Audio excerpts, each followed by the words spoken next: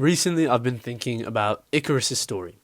And it's not the story of the cartoonish character who, a boy flies a little bit too high and he melts. But instead, I've been thinking about the truth of it.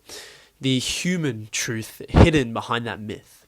Because when you strip away those feathers and the wax, what you have is a portrait of every single person who has ever wanted anything more than what they've been given. You know exactly who I'm talking about. You know the type of person I'm talking about. They're the ones who stare a little bit too long at the horizon in their thoughts. They're the ones that people call reckless, and they're delusional, and they're obsessive. Those people, which is likely you likely resonate with that idea, are Icarus. However, Icarus was not foolish. Not really. Instead, Icarus was alive. And I think that's what a lot of people fail to admit about him. The tragedy of Icarus is not that he fell. Instead, it's that we have been taught to fear what he represented.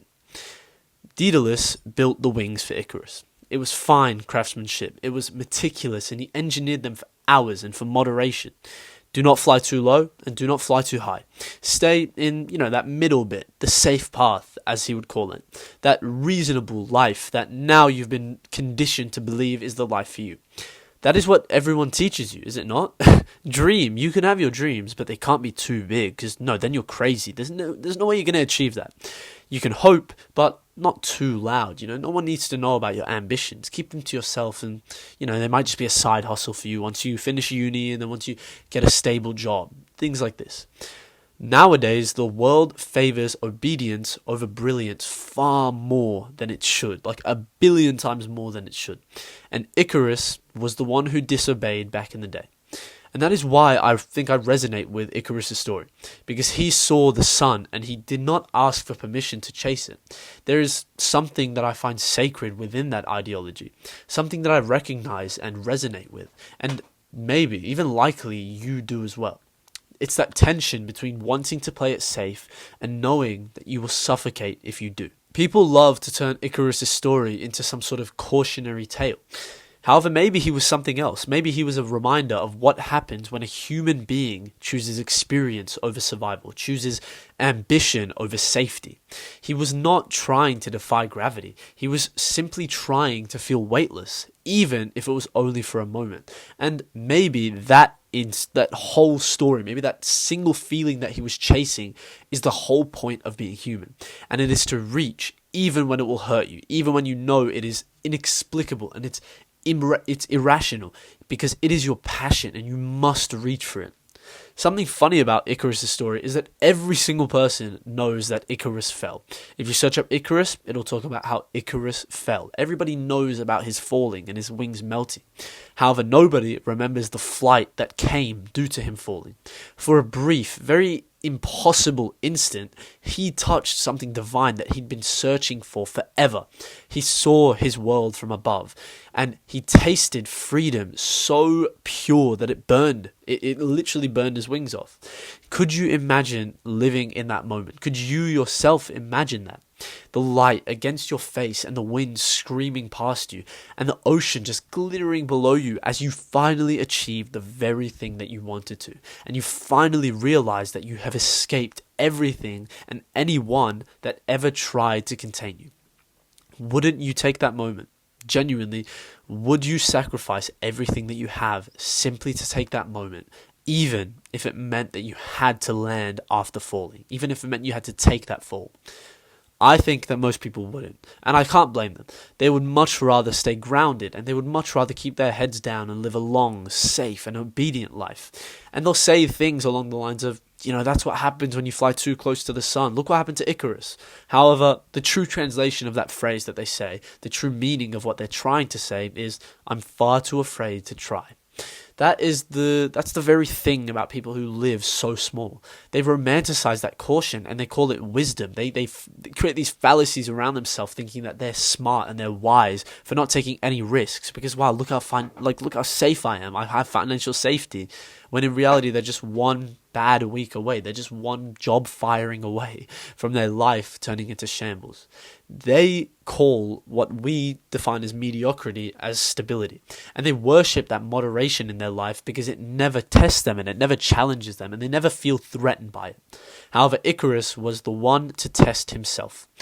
Nobody ever blames Daedalus. Nobody ever, never. Most people don't even know who Daedalus is when they talk about this Icarus story.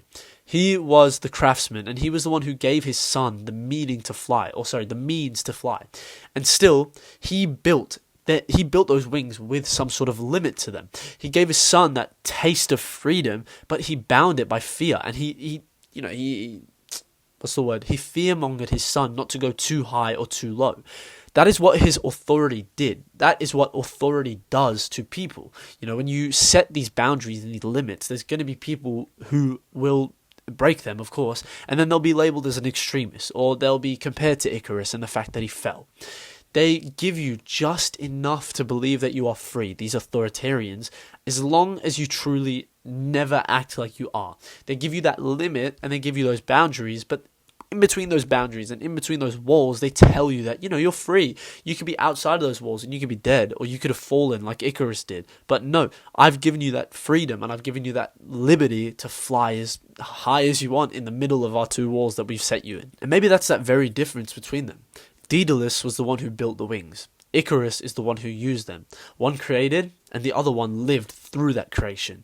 And between the two of them, only one of them will ever be remembered. As I said, most people don't even know who Daedalus is, let alone Icarus. I feel like this story isn't as known as it should be.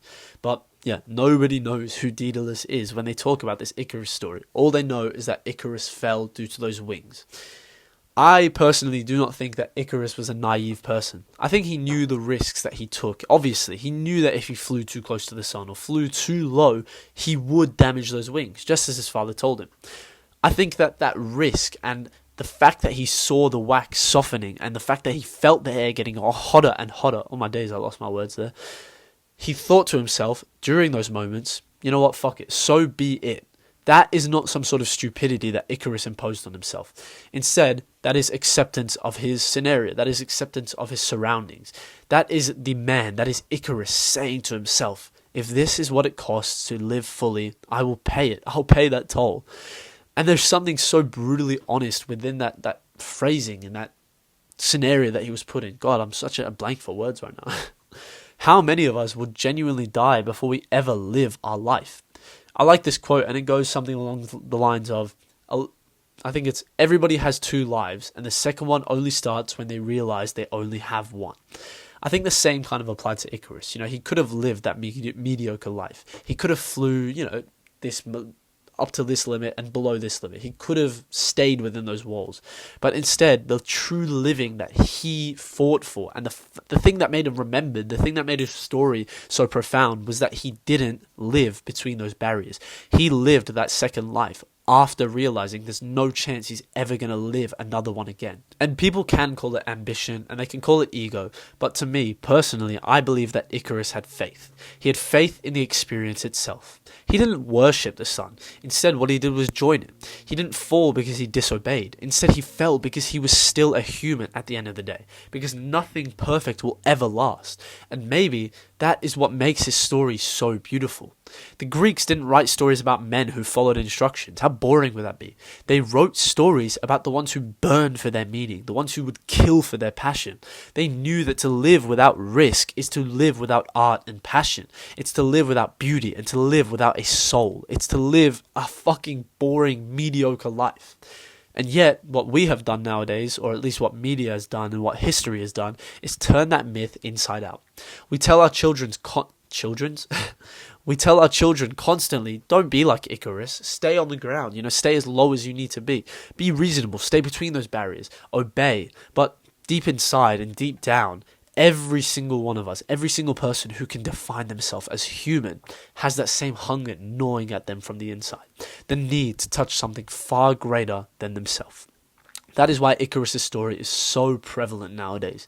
That is why it has not died yet and it never will die. Because Icarus was not just a boy with wings. Instead, he was an artist who bled for his craft. Every single lover who gives too much. Every single dreamer who believes there is more to life than just what is safe to them and what they've been presented with. They follow that same path that Icarus did. They are Icarus reincarnated. And I've always thought that Icarus' real tragedy was not actually the fall itself, but the tragedy was that we stopped learning from his courage. We stopped learning from his ambition to fly too high. We turned Icarus into a warning when instead we should have turned him into a mirror. We should have turned him into something to become. Look at yourself for just a moment, just 1 second. I know it's hard to comprehend yourself as a person. Genuinely, it's sad. And most people can't sit with themselves anymore. And that's why I think journaling is such a beautiful thing, but I'm just yapping right now. Instead, look at yourself. Instead of listening to my yap, look at yourself and tell me that you've never had a moment where you've wanted something so badly that it's terrified you, that everyone around you called you extreme, and everyone around you said that this is irrational for you to search for. That moment where you felt that pull towards something brighter and something hotter and something that will burn you, but you stopped yourself. Because you didn't want to get burnt. That was Icarus inside you, and you silenced him. Just for a second, you have to see that the sun itself wasn't the danger. Instead, it was the truth. It was the light that exposed everything false about his life that he's built. And maybe that is why it hurts so much to fly towards that sun. Because when you fly towards that truth and that light that imposes upon you, you start to see yourself for who you actually genuinely are. And most people would much rather fall from that height back into the darkness, into the crevice, than face the clarity and face themselves. The wax melts and the feathers scatter, and suddenly you're no longer the person who you were pretending to be for everyone else. You're no longer the person chasing that validation. Instead, you're finally stripped bare, and you're vulnerable, and you're real and raw. That is what Icarus' fall was. It was not his death. It was his transformation. It was his metamorphosis. And maybe that's why I've admired him so much throughout his story. Because he did not die running from the fall. He embraced that fall. And he understood that if you live your life trying not to fall actively, you will never rise up to the position where you have the ability to fall in the first place. Is that not crazy? We spend so much time building our wings and building these things that we never use. We study and we plan and we perfect and we tell ourselves that we'll fly once we're finally ready. When the timing is right, we will jump. When the wax is strong enough, when the weather is perfect. But there is no such thing as a perfect flight. There is simply the leap. There is simply jumping and flying. That is it. And maybe that's the most human thing of all. To leap knowing that it will destroy you, but doing it anyway. Because at least then you will know what it actually means to live. And that should be liberating enough for you to reevaluate your life that you are living right now. Icarus is not a warning against ambition. Icarus is the very embodiment of it. He is proof that beauty and determination and destruction are the exact same thing viewed from different heights. He flew because he believed in something bigger than fear. And maybe that's what the gods could not stand about him. Not his arrogance, but instead his courage. Because once a man realizes that he can reach for the heavens, he stops worshipping them, and all he does every single day is search for those heavens. Maybe that's the very reason why they let Icarus fall. Every single generation needs its own version of Icarus. They need somebody who breaks the pattern. Somebody who reminds the rest of the individuals that comfort is simply a cage with good lighting. Someone who burns bright enough for the rest of us to remember that the sky was never out of reach for us. We were just simply told to stop looking up at it. We were simply told to stop searching for a way to reach it. The story is supposed to end in tragedy, but I like to imagine something different about Icarus' story. Maybe Icarus didn't drown. Maybe the sea took him and it cooled the wax down and it carried him to another shore. And maybe he built his own new wings, the ones that his father didn't build for him. Maybe he kept flying and maybe he reached that sun. Because that is what people like him do. That's what people like Icarus do. They never really die. They are simply reincarnated into the light that we chase to become the best versions of ourselves. Become Icarus. Fly. Fall.